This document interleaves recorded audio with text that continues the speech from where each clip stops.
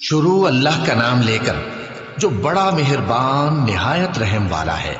فجر کی قسم اور 10 راتوں کی اور جفت اور طاق کی اور رات کی جب رخصت ہونے لگے، اور بے شک یہ چیزیں عقل مندوں کے نزدیک قسم کھانے کے لائق ہیں، اس بات پر کہ کافروں کو ضرور عذاب ہوگا۔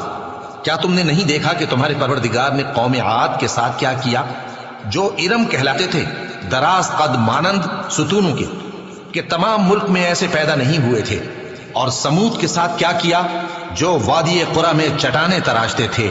اور فرعون کے ساتھ کیا کیا، جو خیمے اور میخیں رکھتا تھا؟ یہ لوگ ملکوں میں سرکش ہو رہے تھے، پس ان میں بہت سی خرابیاں کرتے تھے، تو تمہارے پروردگار نے ان پر عذاب کا کوڑا برسا دیا۔ بے شک تمہارا پروردگار طاق میں ہے۔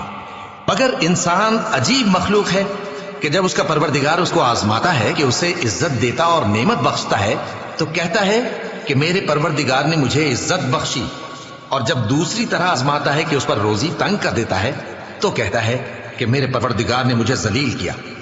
یوں نہیں، بلکہ تم لوگ یتیم کی خاطر نہیں کرتے، اور نہ مسکین کو کھانا کھلانے کی ترغیب دیتے ہو، اور میراث کے مال کو سمیٹ کر کھا جاتے ہو، اور مال کو بہت ہی عزیز رکھتے ہو۔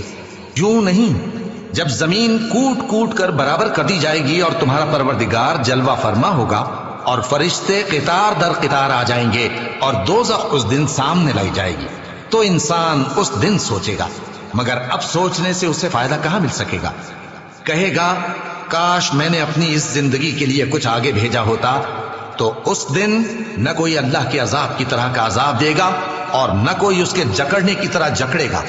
اے اطمینان والی جان، اپنے پروردگار کی طرف لوٹ چل، تو اس سے راضی، وہ تجھ سے راضی، سو تو میرے خاص بندوں میں شامل ہو جا اور میری بہشت میں داخل ہو جا۔